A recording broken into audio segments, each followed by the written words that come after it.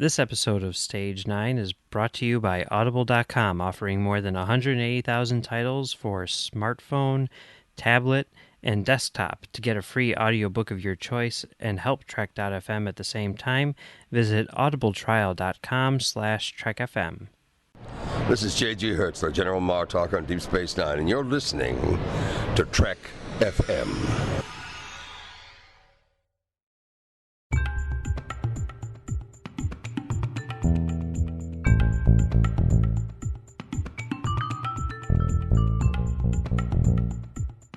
Hello and welcome to Stage 9, Trek FM show about the people who make Star Trek. I'm Mike. I'm John. And today we're going to take a look at another John Logan movie, Skyfall. Yes. Let the sky fall. Yes. But before we get into that, let's talk about a little bit of news and a few other things in terms of Star Trek creators out in the wild.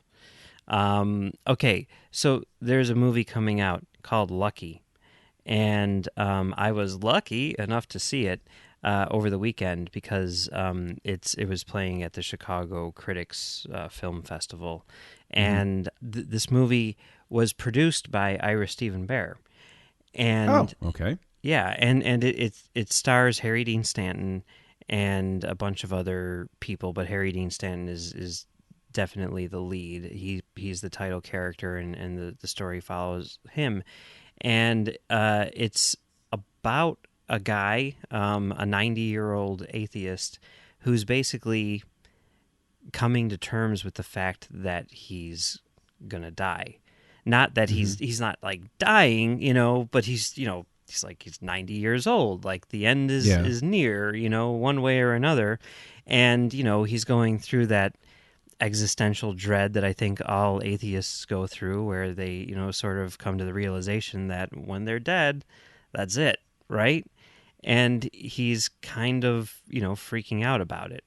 And the whole story is just about his, sort of like personal journey, figuring this out. Interesting. In this small Arizona town where, he's got his routine, he's got the people at the diner that he hangs out with, the people at the bar that he hangs out with and all that stuff.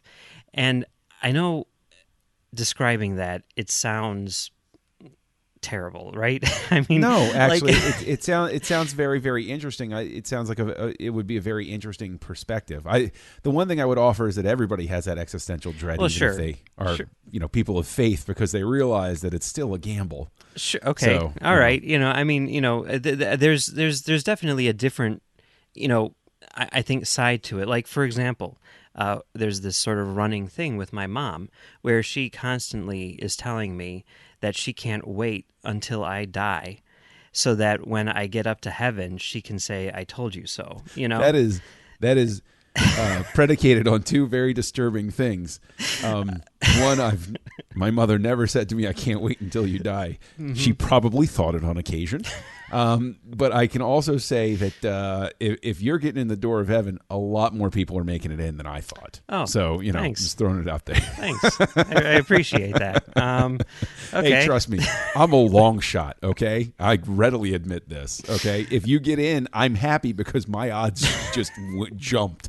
So that's cool. All right. Well, that's cool. Yeah. But, I mean, regardless of that, like if someone were to describe that to me, I'd probably be like, I don't really know if I want to see that. But it's really freaking good. Like it's, easily one of the best movies I've seen this year. I'm sure it'll probably make my top 10.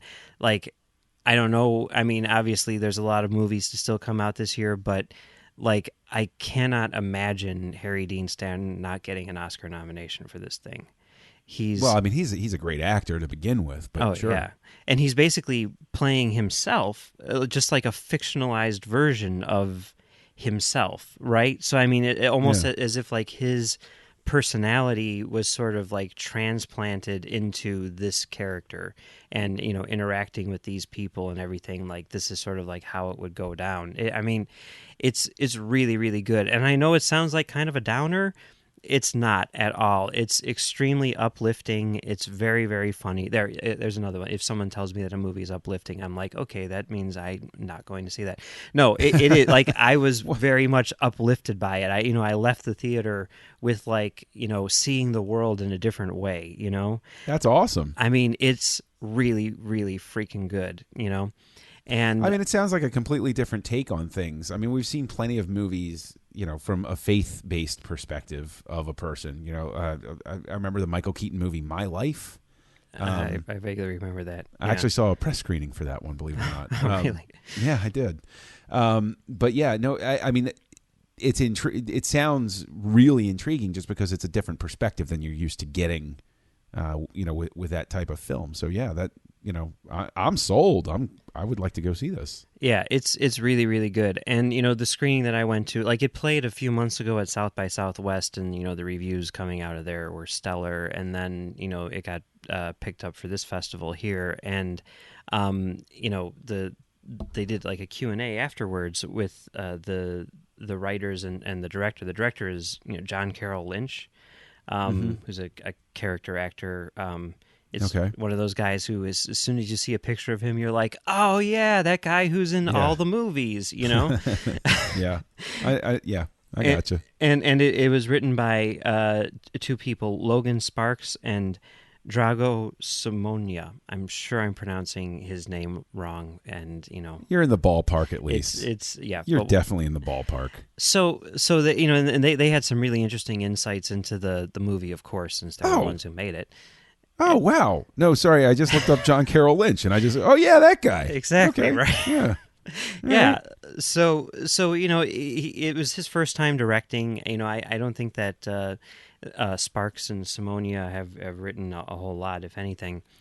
So it was really kind of cool to see like this movie by these first timers, starring a guy who's been in like 237 movies or something like that. Conservative estimate. Yeah. So I mean that's pretty awesome. But I was always like really. I mean, the thing that really intrigued me about this, the reason why I bought a ticket as soon as they went on sale and everything, was because of Ira Steven Behr producing, because that's never something that he's done before in terms of movies. He's never produced a movie. And I mean, just like we've done on this show and others, like I always sort of just in my head daydreaming do the sort of like fantasy crew members of my fictional movie. Like if I were to make a movie, I'd get this guy to photograph it or whatever. Right. And I've always, for years and years and years, said that, if I were to make a movie, the person who I would get to produce it would be Ira Steven Behr, because, like, I feel like he's the type of person, like, looking at his television stuff, where, like, he wouldn't let you off the hook, right? Like, if there was a problem with your script or anything to do with your movie, he would tell you flat out that it was garbage, and have an idea for how to make it better, right? And I never like that. To me, right there, I was always like, why don't I mean, who knows? Maybe he's not interested, and it's not his thing. But like, why wouldn't anyone like approach him and be like, hey, you want to produce this thing just to make sure that we don't mess it up? And so here it is, first time that he's produced a movie, and it was really interesting because after the show they did a Q&A, and of course I asked about Behr because I mean I'm me, Of course. So I asked like how he got involved and what his contribution was, and apparently Simonia is his assistant. Like he said that he had cast him in a television show. I think he said in that was shot in Santa Fe. So I'm thinking that's got to be Crash, because I think Crash was shot in New Mexico. I don't know. It doesn't matter. And then after that, Behr asked him to be his assistant when he was working on Alphas. So when these two guys started writing the script or whatever, they wanted to get someone, from the industry who's done this kind of thing before involved to help them out, and help them get it, to the screen. And that's where Behr came in. And as far as like what he contributed to it, I mean, Lynch was like, oh man, he so many things, just throughout, especially like in terms of the script, fixing little problems, adding little things here and there. And one example that he gave was the very last scene in the movie, which I'm not going to tell you what happens in it, but he said, and that they were sitting in I think Bear's office or whatever, and Bear's like, it's good, but there's something missing. I can't, I'm almost there. And he said that Bear starts, like, when he's thinking about things like this, he stands up and he starts walking around in circles. And by the way, Lynch does a spot on Ira Stephen Bear impression for whatever that's worth.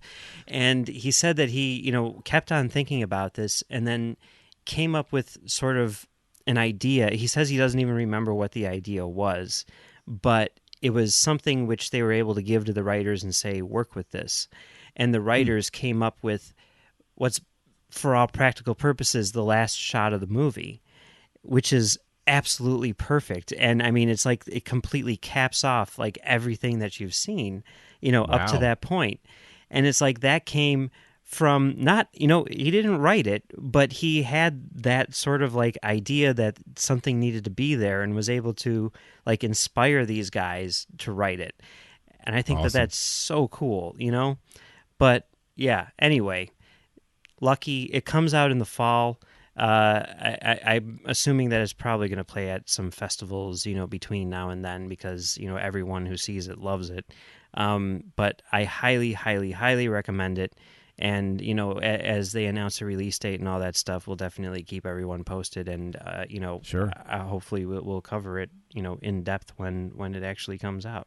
So no, yeah, I mean, with as effusive as you're being, but it definitely sounds like the type of film that when it does get its release date, move quickly, because it's it's not going to get.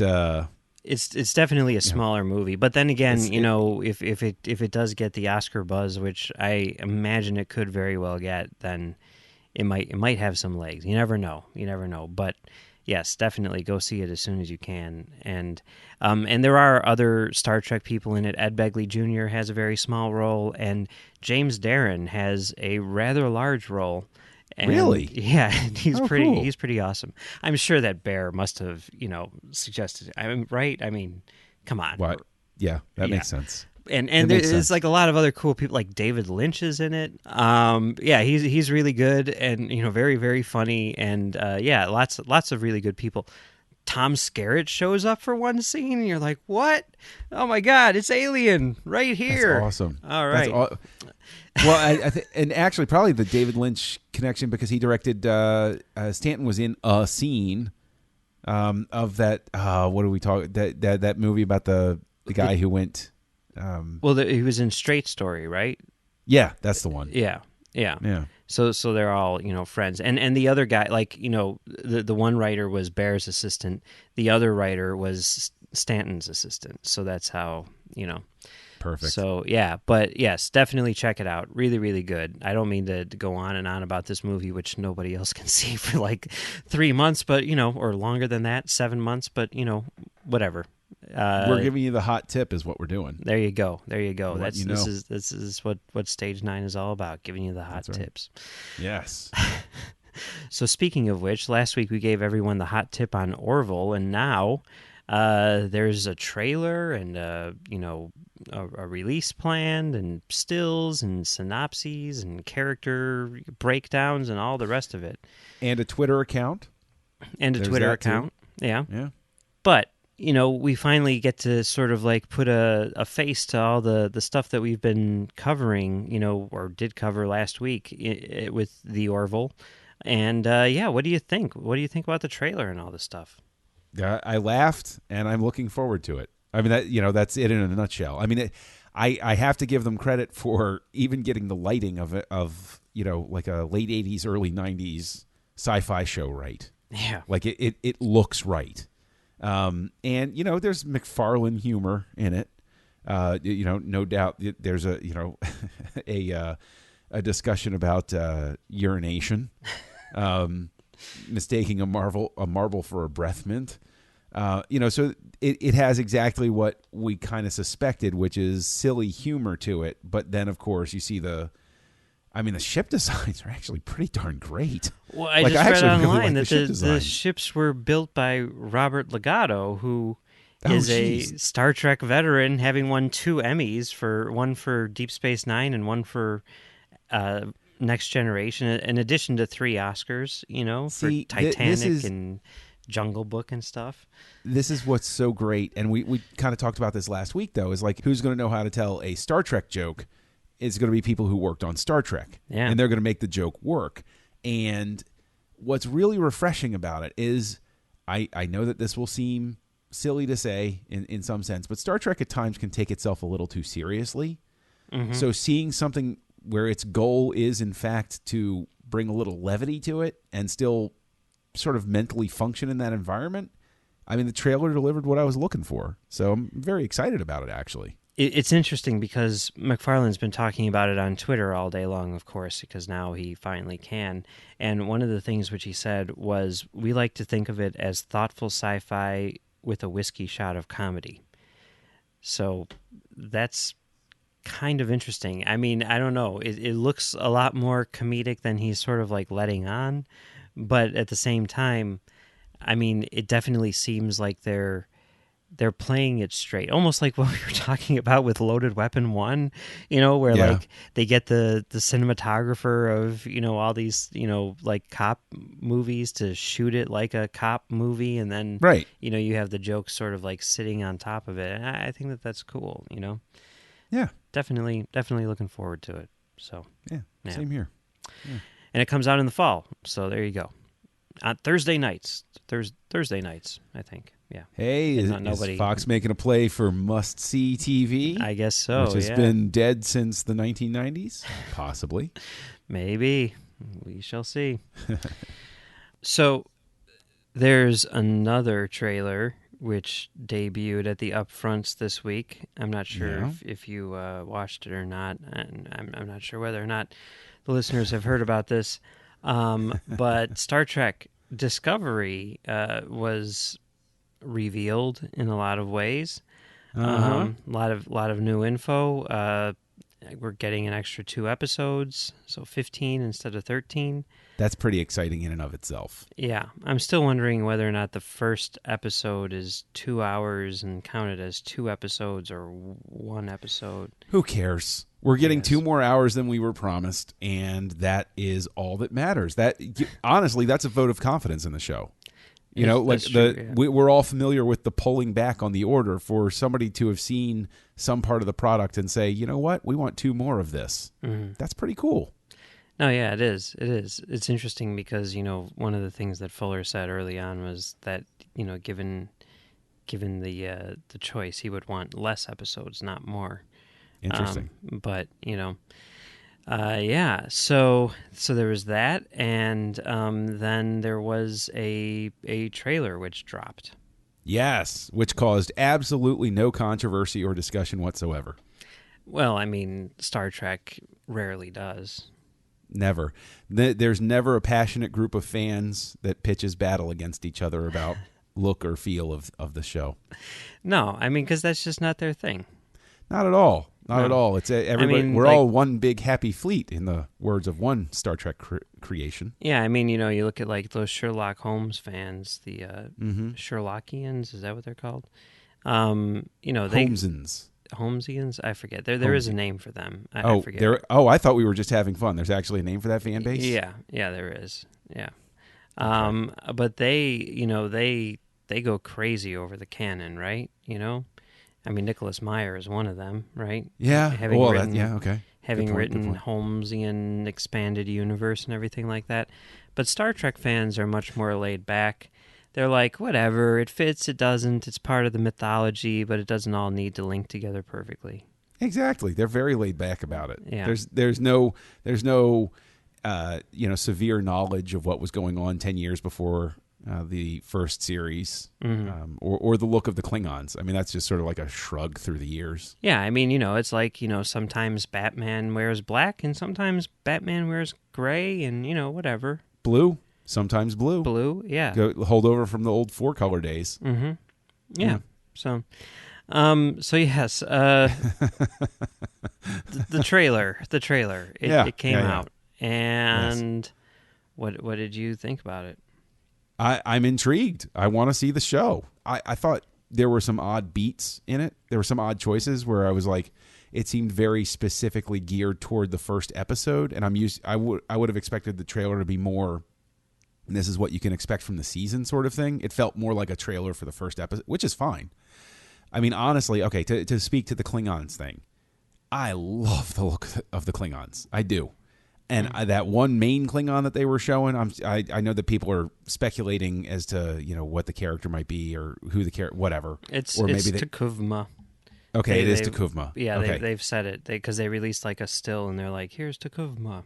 Here's what I love about how he looks. Right, is the fact that the Klingons are scary to me again. Mm-hmm. The Klingons were the big bad guys, and you saw them, but you know, with Worf and everything, and getting to know them through Deep Space Nine and all of that, and B'Elanna Torres, you know, the Klingons have had the edge sort of taken off of them.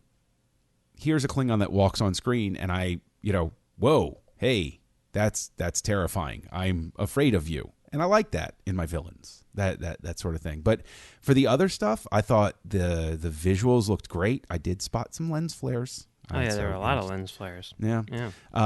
But I like the way the bridge looked. I like the lighting. I like the aesthetic of everything. I know it's not Nimbus 3. I was hoping it was Nimbus 3. I'm pretty sure it's Vulcan. But I can dream until the first episode comes out, because that would be great. But yeah, no, I really dug it. What did you think? Yeah, no, I liked it a lot too. You know, it was cool to see like a lot of these things, you know, actually in motion up on screen, you know, characters and sets and, you know, costumes and whatnot, you know. Yeah. I thought it did look pretty cool. I mean, we've talked about Guillermo Navarro here and seeing No, that's right. his stuff in action. I mean, I definitely did have sort of a Pacific Rim vibe to it. You know? Oh, yeah. Although, I can see that, although sure. the stuff with the Klingons was very reminiscent lighting-wise of some of the stuff in the bar and From Dusk Till Dawn, I thought. Yeah, okay. All right, I'm playing it back in my head. I could see what you're talking about. Sure.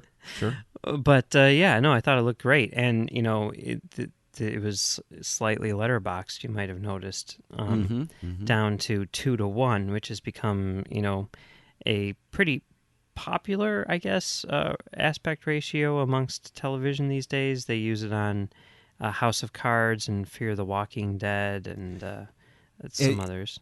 And I know we've touched on this before, but I always forget. Is there a specific reason it's favored? Is it just easier to shoot with? Or is it just something where it just came into vogue and everybody started doing it? I think people just like the way it looks, you know. Okay. It's slightly more cinematic. I don't know. We have to ask David Fincher. I think he's the one who's mainly to blame.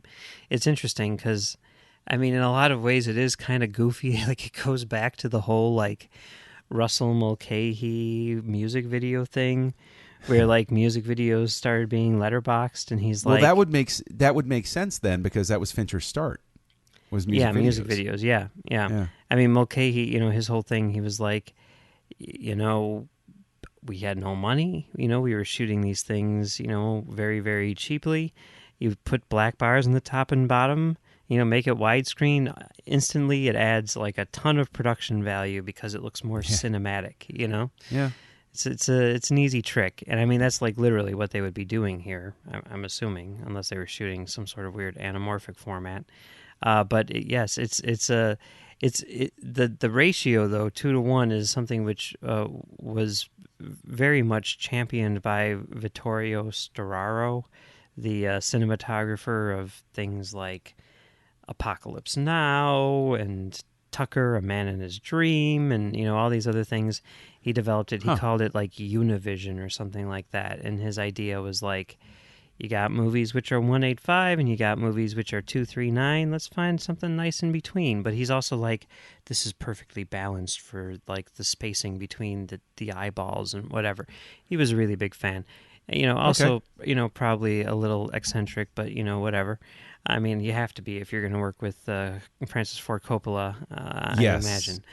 But yeah, so that's, you know, kind of cool to see that, you know, something a little unique, you know, a little cinematic. Yeah. Was there anything in the trailer that you didn't like? Was there anything that you were like, like not disliked per se, but you you considered it a choice where you're like, oh, that's kind of weird?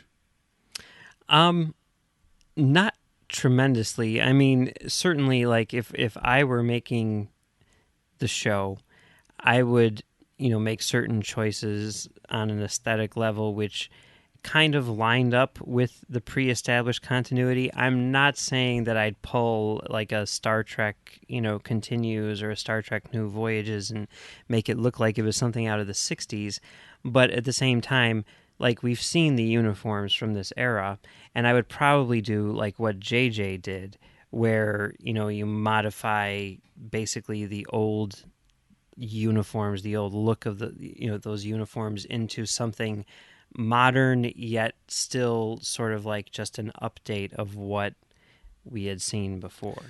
But see, here's the thing with also the Klingons that I would hope they would embrace. I have no idea. This is speculation on my part. I won't be disappointed if they don't do this. But for me, it always offers the intriguing possibility that Discovery's mission is different, and therefore its uniforms are different. There's a very specific reason why their uniforms are different. Or, because you go back to the old show and the Arrowhead had different stuff in it for, the different commanders and stuff. Like there are differences even back then, so you could easily explain away as, well, Discovery was on a very specific, it was a certain type of vessel, and therefore we wanted them to have this or something like that. And why do the Klingons look a little bit different? Well, one of the things that always drives me nuts is who says that the Klingons are, all look exactly the same. Like even human beings don't.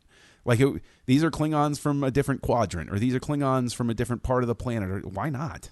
That's fine by me. Yeah, I mean, I don't have a problem with that. The look of the Klingons has changed so much over time that, it's like another slight modification, who really cares, But I mean, with the uniforms, they're on a different mission, or they're going to a different part of the, that they're on an ambassadorial mission. And so they wanted to do something, truly unique, or they had to look different for some reason. If it needs an explanation, I'm sure that these very talented writers will have it somewhere in the show, knowing the audience that they're dealing with. Yeah. I'm guessing that it won't have an explanation. I mean, there's, some stuff which has been like the use of the Delta, shield or whatever. Like that doesn't make any sense in terms of the continuity and that sort of thing. But it's like iconic, you gotta have it. Almost, you're almost contractually obligated, or maybe you are contractually obligated to include that in the show, but whatever. I mean, it's not like I'm going to be like, oh, these uniforms are terrible, I'm not watching this show, It's just I'm just saying, like, if I were to produce the show, I would probably not do that. But then again, I'd also probably set it in the Kelvin timeline. I mean, there's lots of things that I would do. I really liked the spacesuit. I can say that. I thought the spacesuit was really nifty looking. Yeah. No, I mean, I thought it looked cool. I liked the bridge being on like the bottom of the saucer. Of what looks like Discovery and stuff. Yeah. But there were some interesting things in there, and, I don't know. I mean, we were talking about this a lot off mic, and, after I watched it, like an hour or two after I watched it, I was like, watched it a couple times, and I'm like, wait a minute, is she supposed to be Vulcan? Because I'm really slow, as far as these things are concerned. I'm like, oh, look, because she's got the haircut when she's like a kid, it looks like, and then there's a dissolve to her. Because, it looks like she's got the ears, too. What was that? It looks like the kid has the ears, too. Does it? See, I didn't see that. For a split second, maybe I'm jumbling up the sequence of images or something like that, but my impression, looking at it, seeing the kid and hearing, your human tongue will never be able to form the Vulcan words or language, whatever it was. Forgive me if I'm butchering the line, but words to that effect. And seeing her on the medical bed, my actual first thought was that there is somebody who is seeking their identity in a specific way, and maybe is, in the midst of the process in some way.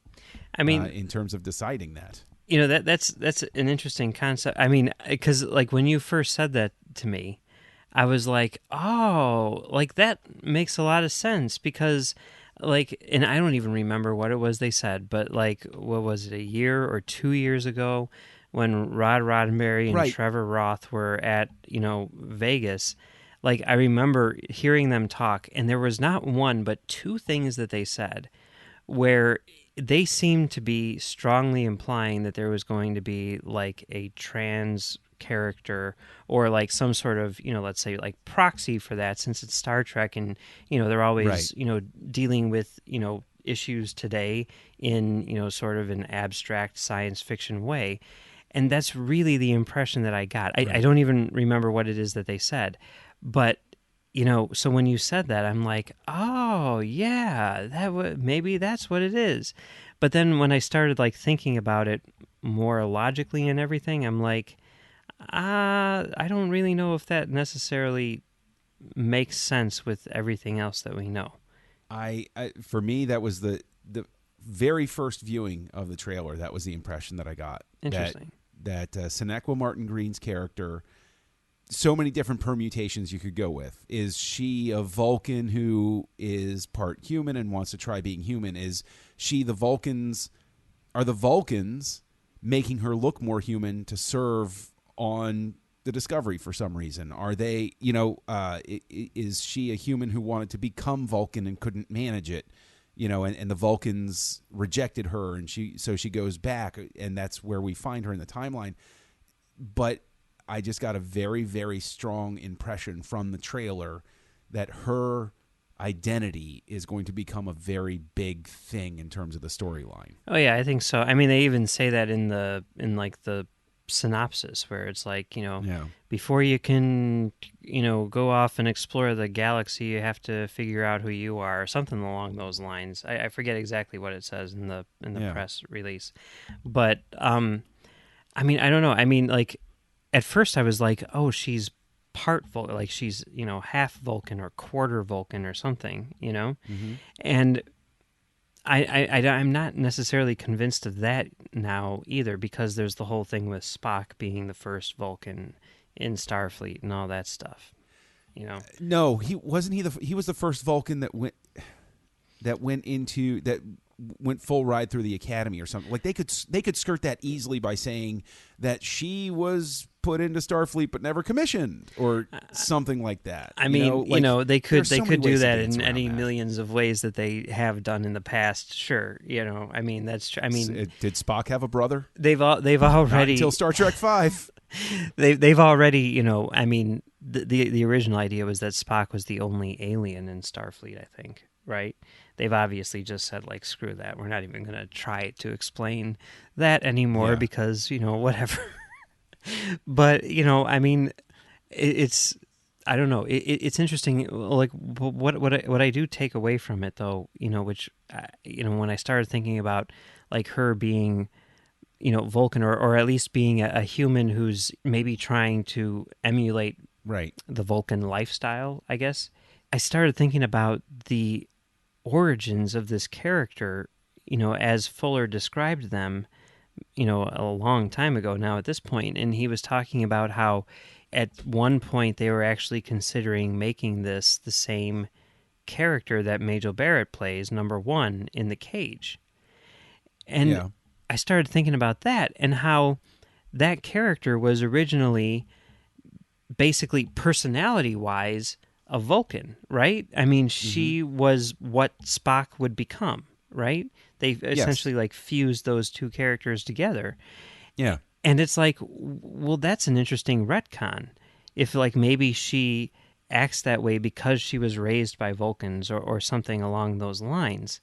And then, I mean, even back then I was like, wait a minute, but if she's the first officer on this other ship, she was the first officer on, and it's here, interesting. it looks like she starts off as the first officer on the Shenzhou.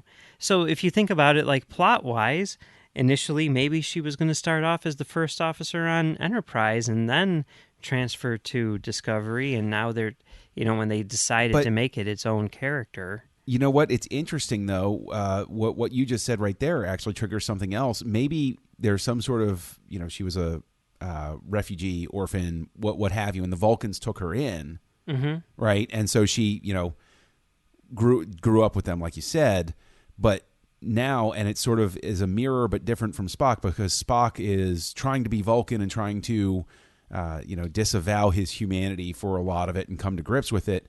What if this is a character who the Vulcans have said, listen, we've tried to raise you, but you got to go find out what being human's about, and send her out there, and that's like her whole thing, is she has to find out what it means to be human the way Spock would.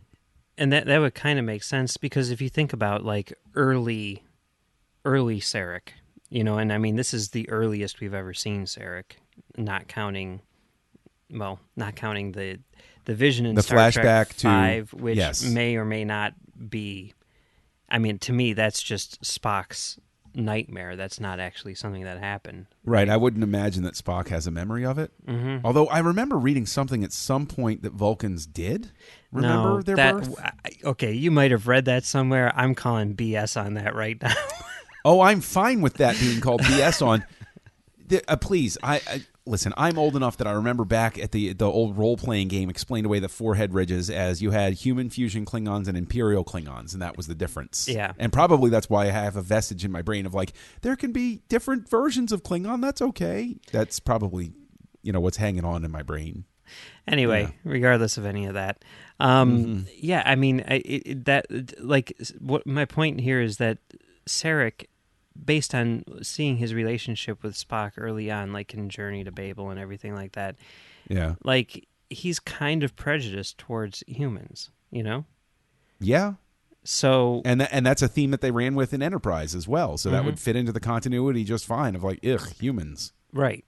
So it's interesting, but I mean, like looking at it, one of the things that I noticed for whatever reason was her hairstyle. It's short, short, straight, rather Vulcan. Yeah, and it's like there's some shots which maybe it's just the angle or whatever, where her eyebrows look a little bit pointy, and then you look at like the key art and everything, where they got like Vulcan, hand symbols all over the place and all that stuff. I mean, there's definitely something going on with her being, Spock-like, but maybe from the other side of it, a human trying to be a Vulcan, or something. I don't know. It's right, a human who's grappling with what it means to be human, and so they're in search of, being a Vulcan, and and the Vulcans are like, no, you got to go try being, yes. All of that, I think, lines up, and I think it would definitely line up, like you said, with the idea of what Star Trek does, which is treating contemporary issues in a fictional way, and giving you a different way to deal with it in your brain to figure out what you think about what's going on in the world. It's by no means like a 1-to-1 correlation, right? But it's thematically consistent, perhaps. Yeah, and that's cool. I mean, that's what Star Trek does. That was kind of like its mission statement, from the beginning. So that's cool. And I'm sure that assuming that they do, deal with these issues, they will deal with them in a much more eloquent way than than we have pondered here today. We've done the best that we can speculating. So, which, I mean, God, I'm so sort of like ashamed and embarrassed for having, dissected this 2-minute trailer. No, do not. You know why? Because how often do we get something on screen to dissect? I guess so. Yeah. For Star Trek. Mm-hmm. No, I'm very serious. The last time we could pull something apart was a Star Trek Beyond trailer. Yeah. Right? Which was contentious enough to begin with. And then we come up to this one. I got to be honest. I'm just happy to have a reason to talk about Star Trek again. No, that's true. Like some fresh Star Trek. That's good. No, that's true. That's true. I guess whatever. I mean, I just know anytime someone says like, "Do you think Snoke is this?" I'm like, "Shut up. Just stop talking, please." Snoke is a Vulcan. Right. Okay. There you go. That's what I you. was thinking is, Sonequa Martin Green is Snoke. So we'll see how that plays out. But yeah, all right. Well, should we jump into our feature presentation for today? Let's jump into that feature presentation. All Let's right. fall into it, Mike. All right. From the Sky. Skyfall, the James Bond movie, which was co-written by John Logan along with Neil Purvis and Robert Wade. This was the third Daniel Craig movie. Yes. It was directed by Sam Mendes, who would go on to direct Spectre, as well as direct a whole bunch of other really, really, really good things, like Yes. American Beauty and Road to Perdition and Away We Go and those things. And it's should note edited by Stuart Baird. Yep. Which is really interesting because, Nemesis was written by John Logan and directed by Stuart Baird. So it's kind of a re-teaming, only instead of directing, Baird is editing.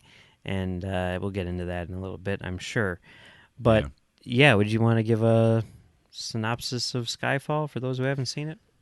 Wow. It's a James Bond movie where something goes wrong in the beginning, and then he has to come back to MI6 in a time of need.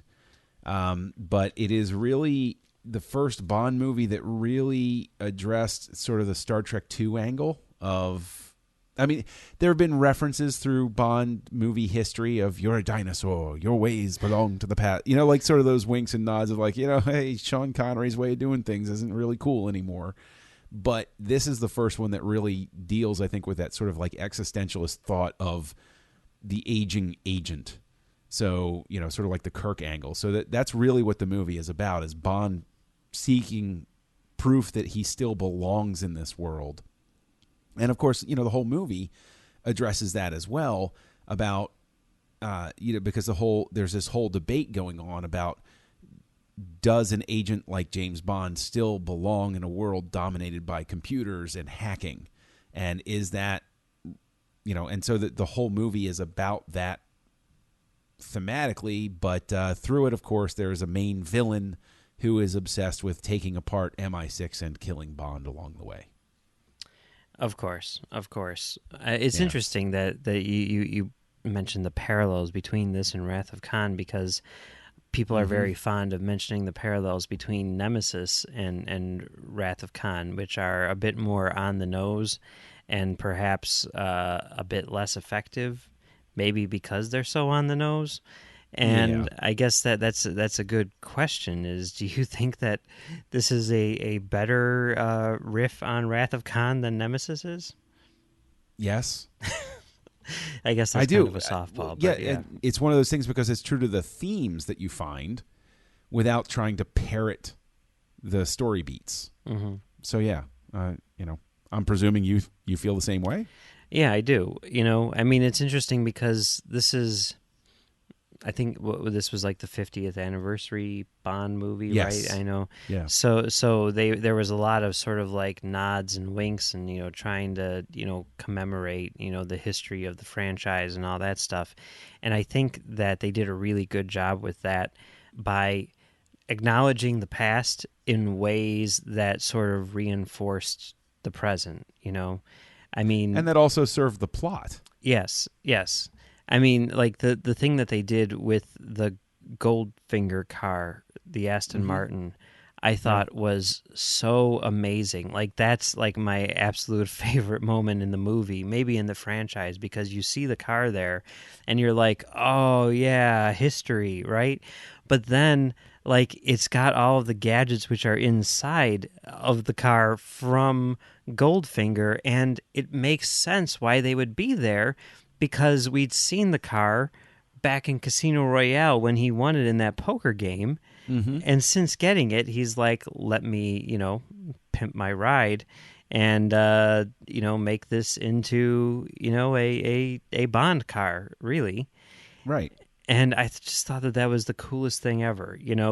Finding like a workable in-universe explanation for this relic's existence, And I think it also, if I'm not mistaken, it's the first time you get the full James Bond theme in the film is when they get in that car and drive off, because that's the moment where Bond takes control and says, we're leading now, we're not following. And it's like, that's a great an amazing moment. Yeah.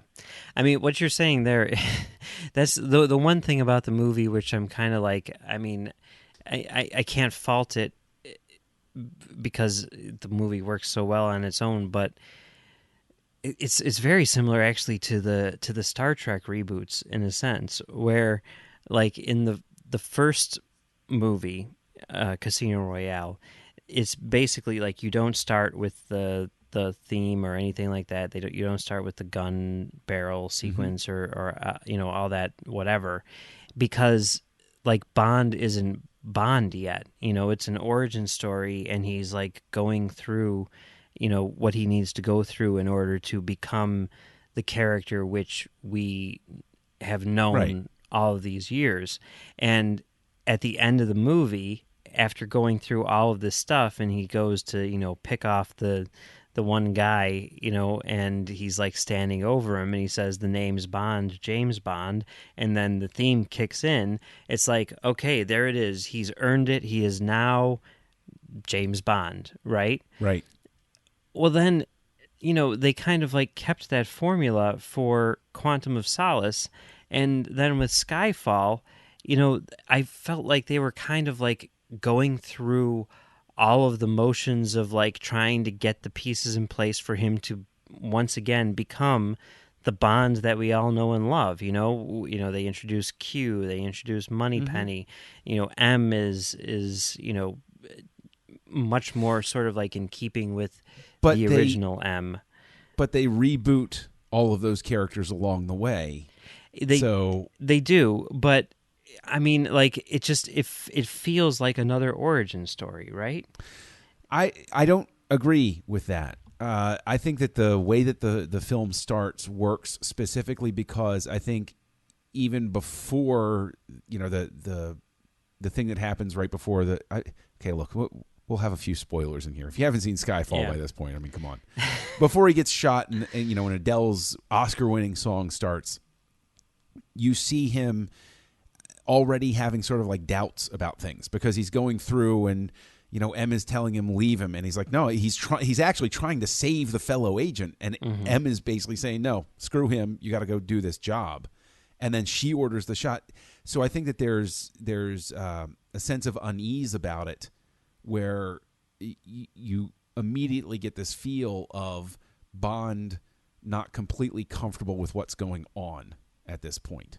And so I think that serves it very well because that would explain why after surviving being shot and falling in the river and, going over a waterfall and everything, he'd be like, screw this. No, I'm going off. I'm getting drunk all the time now, which honestly, that's cool by me. That works for me. But, I think maybe it's not so much the character, the arc that the character has as it is sort of like the sort of like meta thing which is going on in terms of like getting all of the pieces in place to make like a Bond movie that we all know and love. Whereas with Star Trek, I think it is much more sort of like character oriented in that sense where, Star Trek 09 does exactly the same thing that Casino Royale does, much more sort of literally, where it's like getting all of the pieces in place to become that thing that we know the original series to be. And again, it ends with that opening theme song. And it's like, okay, we're here. Great. Cool. Now we can go on these adventures. Now we can go on our 5-year mission. And then Into Darkness starts. And it's like, okay, so now, we're going to go through this thing. And it's going to get us to a place where we can go on our 5-year mission. And it's like, wasn't that what the whole last movie was about? I don't. Yes. I understand what you're saying. I think that most likely the real remnant of it is that by this point, with this, I have not seen Quantum of Solace, but you say it ends with the gun barrel thing. It doesn't open with it, right? Yeah. Quantum of Solace I've actually steered clear of. It's the only Bond movie I haven't seen at this point because so even diehard weird Bond fans have been telling me it just keeps falling to the bottom of the queue. Like I keep having other stuff to watch. So I'm just like, yeah, I'll get around to it. Seriously, I felt no urgency with Quantum of Solace. It is the one and only Bond movie in existence that I have not watched. You weren't even like, oh, Skyfall's coming out. I hear there's like a continuing storyline. I guess I better. Nope. I had given up on Bond by the time Skyfall came out. I liked Casino Royale.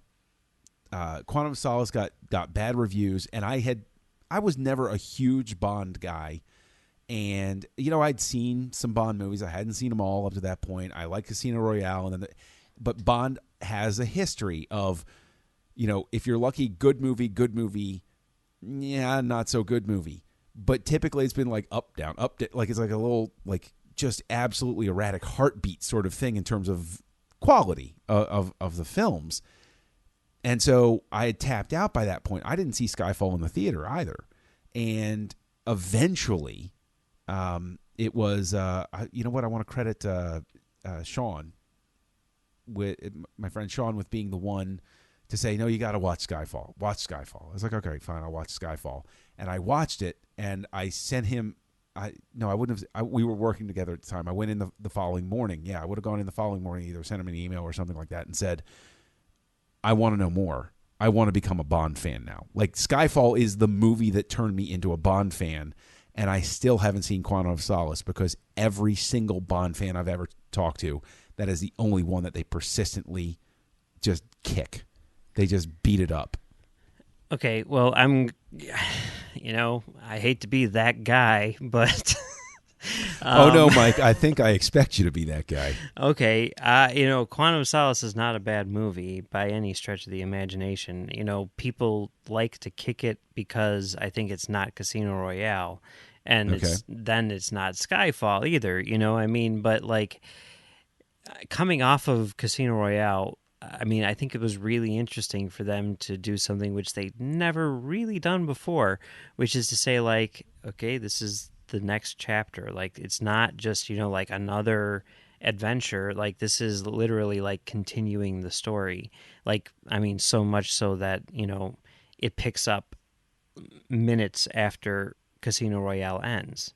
Mm-hmm. They're all wearing, different clothes because the suit contract went to Tom Ford, but whatever, we can forgive that. But it is like literally like just it picks up right where the other one left off, and there's some stupid stuff in there. You can say that it gets to be a bit formulaic. You can say the whole thing that happens at the end is a little cliche and stupid, that, something like this would even exist or whatever and all that stuff.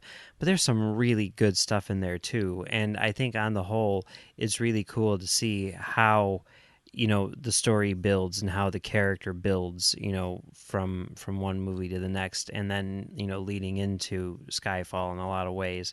And then they really pick up a lot of, threads in Spectre.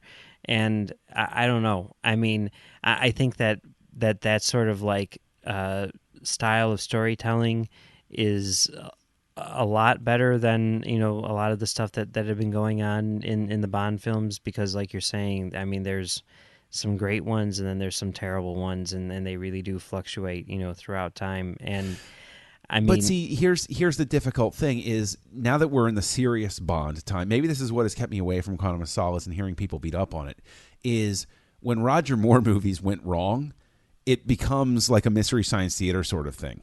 Like, you can enjoy how bad it is. Diamonds Are Forever, it'll put you to sleep by the end of it, but when you're watching it and you just watch that sequence where they basically say that the moon landings were faked, and you just can't believe that they did that. That's the sort of thing that if you're dealing with serious Bond and it's not good, that's a drag. Like, what has always saved Bond is, first and foremost, the fact that it existed in the time before, video, so people couldn't watch the same movie, 1,000 times before the sequel came out. But now I feel bad about staying away from Quantum of Solace, so maybe I will watch it now. I would definitely recommend it. It's not great. It's not as good as these other ones, but it's definitely... It can't possibly be as bad as Die Another Day. No, it's not nearly as bad as Die Another Day. It's better than most Bond movies, okay? It really is. It's better than every single Roger Moore Bond. It's better than, every single Timothy Dalton Now hold on Bond. there. Spy Who Loved Me? Come on. I never liked Spy Who Loved Me. I know, whatever. Dead to me. The only Roger Moore Bond which I think is decent is For Your Eyes Only. Oh, that's crazy talk. That's no way. No way. For Your Eyes Only isn't bad, but it's no Spy Who Loved Me. Come on, man. Anyway, none of those were shot by Roger Deakins. This is true. And, oh my God. I mean, people always debate film versus digital. What's better? Oh, film. I mean, like even Spectre, the very next movie was shot on film. This is the only Bond movie which was shot digitally. But I mean, you look at this and you're like, when someone's trying to make a digital movie look as good as it possibly can, and they're playing to the format's strengths instead of just trying to make it look like film, which it never can, you get Skyfall, and it looks gorgeous. And looking at this movie, like I mean, maybe this makes me a bad person, whatever. This opinion's probably even less popular than saying that Quantum of Solace is good. But, I think in some ways, if done appropriately, digital is better than film. All I care about is how it looks. I don't care how you shoot it. And this looks amazing. Right. It is. This is, I've been saying this ever since I rewatched it. Like, it's so gorgeous that while I was rewatching it this time, I wanted to just shout at the television, stop being so perfect. Like, it's just that, like, it makes you angry that something can be this good, because it reminds you of things that you do that aren't as good.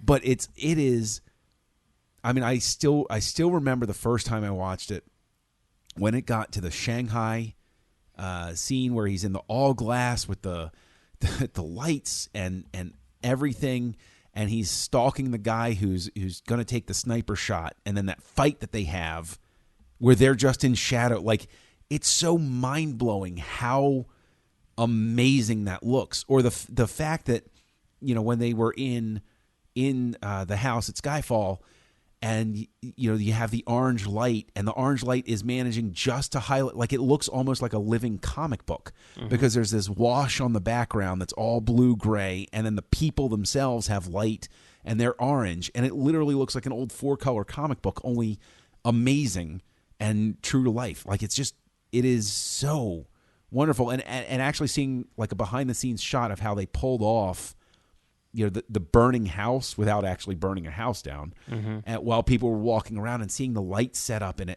everything like that is just, I mean, it's just downright amazing. I have to ask, because I didn't look, but did they win an Oscar for that, for the cinematography in this? Because if not, I don't know what's wrong with the world. Yeah, no, they didn't.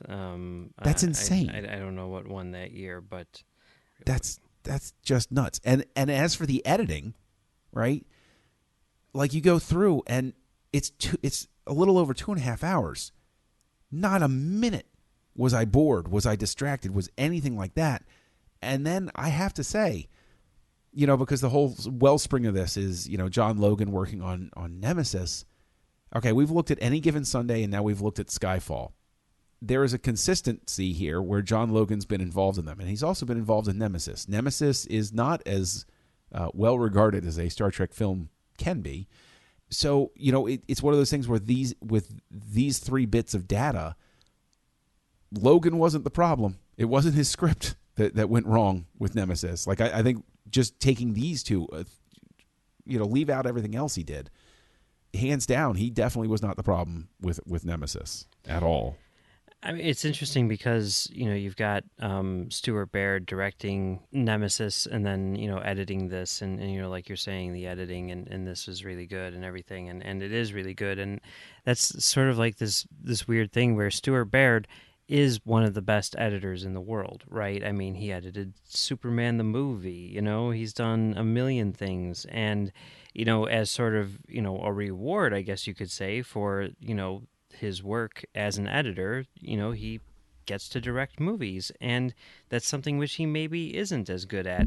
And I don't like, I think Nemesis was probably the last movie that he directed. Since then he's gone back to editing, and I think that that's perfectly reasonable for someone to do. I don't really see that as like failure or whatever. I mean, this is something that Nick Meyer would always talk about, when he was writing Wrath of Khan, and the idea of like Kirk being promoted to admiral, and it's like, you're so good at your job that, we're going to give you a promotion where you're going to do something which you're not at all good at, It's Right. like, no, let the person do that thing that he's really good at, or she. And, I think that it's kind of too bad that, lots of times the way these things are set up, it's just, almost necessary for people to have to do that just because of money. Like, But I know, but couldn't you make the argument that by the time Nemesis rolls around, there were a lot of cooks in the kitchen, and it's a franchise, and it's an old franchise, and yeah, they were looking to try to breathe new life into it and those sorts of things, but you still have maybe the issue there was that you had people that their true strength is when they're allowed to do their thing. Like Skyfall is a Bond movie, but it's not what you like. It wasn't what you thought of as a Bond movie. Like Skyfall was mind blowing because you watch it after seeing all of the Bond stuff, and I mean, in my case, it made me go out and become a Bond fan. But you watch Skyfall after all of the Bond movies leading up to it, and it's almost like I can't. What's different? Why was this so different, so much better? And I think it's because you have two options with a franchise. You can either try to hammer it in and make these people fit in that mold, or you can say, go nuts, do what you want, and so long as you don't blow everything up, we can make this work. And I think that's why Skyfall winds up excelling on every possible level. Yeah. And hey, Stuart Baird, he edited this. He also edited Casino Royale. That means he edited the two best Bond films of all time, according to me. So it's an important qualifier at the end there. I mean, that's pretty amazing. So, yeah. All right. Well, I mean, I think we're both in agreement. Check out Skyfall. If you haven't seen it, you got to see it. Definitely in HD. Make a point to see it in HD. Yeah, for sure. Yeah. Well, it's been fun talking about Skyfall today, but that isn't the only thing we're talking about this week on Trek FM. So here's a look at what you may have missed elsewhere on the network. Previously on Trek.fm, Standard Orbit. And Jim Carrey, as they're fighting, he's like singing along. He's like, brah, brah. As he's fighting, he's singing along as he's fighting Matthew Broderick.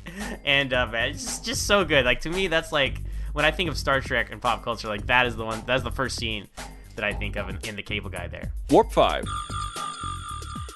They never really do say what sport it is, right? We just assume it's baseball because he said doubleheader. Well, he went to a baseball game with her, didn't he? Said baseball. I think he said baseball in Doylestown earlier. So. Yeah. Oh, well. All right. Well, sorry, writers. You messed that one up then. This is. I don't even want to do this commentary anymore. Let's switch it to something else. My whole life is a lie. The 602 Club.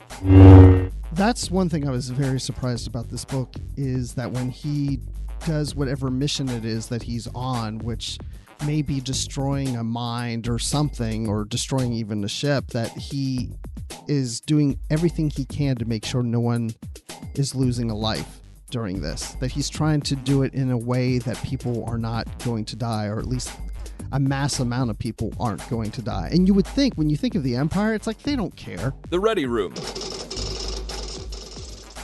This is Lieutenant Stamets, a science officer specializing in astromycology, which is the study of fungi in space. Fungi in space! Yes, exactly. And I'm picturing the ship looks like a giant fungus. And that's what else is happening on Trek.fm. Check out these shows and join the conversation about your favorite corner of the Star Trek universe and beyond. You'll discover us wherever you get your podcasts. If you're an Apple user, be sure to hit the subscribe button in Apple Podcasts on iPhone, iPad, or Apple TV, or the desktop iTunes app to get the latest episodes as soon as they're published. And please leave us a star rating and a written review. If you're not an Apple user, we've got you covered as well. You can find our shows on Google Play Music, Stitcher, TuneIn, Spreaker, SoundCloud, Windows Phone, and in most third-party apps, and you can stream and download the MP3 file from our website or grab the RSS link as well. We'd love to hear from you. If you want to contact us about, Skyfall, let us know what you think. The best place to join in a larger conversation would be the Babel Conference, which is our listener group on Facebook. Just type Babel, that's Babel, into the search field on Facebook, and we'll come right up. If you'd like to send us an email, you can use the form on our website or go to trek.fm/contact. Choose to send to a show and select Stage 9, and that'll come right to us. You can also find the network on Twitter at TrekFM and on Facebook at facebook.com/TrekFM. So, John, where can people find you on the internet? Oh, well, you can look for Kessel Junkie. You can also go over and find me co-hosting Words with Nerds with my pal Craig, general format show. You can find me over on the Nerd Party Network, co-hosting Aggressive Negotiations with Trek FM's own Matthew Rushing, where we talk about Star Wars stuff. And you can also find me on the Nerd Party talking about Star Wars creators on a show called Great Shot Kid with a charming man named Mike Schindler. Yeah, we're over there doing the same thing that we do over here. And I'm also on TalkFilmSociety.com doing a show called Soderbergh 2828, where we look at all of Steven Soderbergh's movies over the span of his 28-year career. And you can find me on CommentaryTrackStars.com doing my own show, Commentary Track Stars, where we talk about basically whatever we want, do a lot of audio commentaries and other things. And you can find me on Twitter at Mumbles3K. We'd like to thank our associate producers today, Chris Steftenagel and Jeff Sutter. Thanks a lot, guys. We really appreciate it. If you'd like to help us keep all of our shows coming to you each week, you can become a patron of the network on Patreon. Visit patreon.com/TrekFM. That's patreon.com/TrekFM.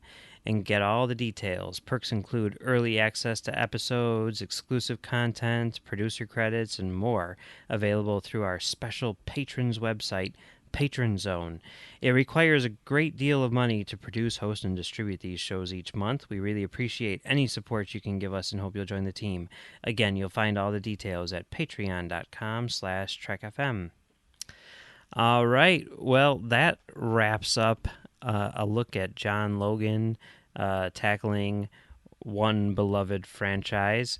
And next week, we're going to be all timely and take a look at John Logan's interpretation of another beloved franchise, this time the Alien franchise, with the brand spanking new Ridley Scott movie, Alien Covenant.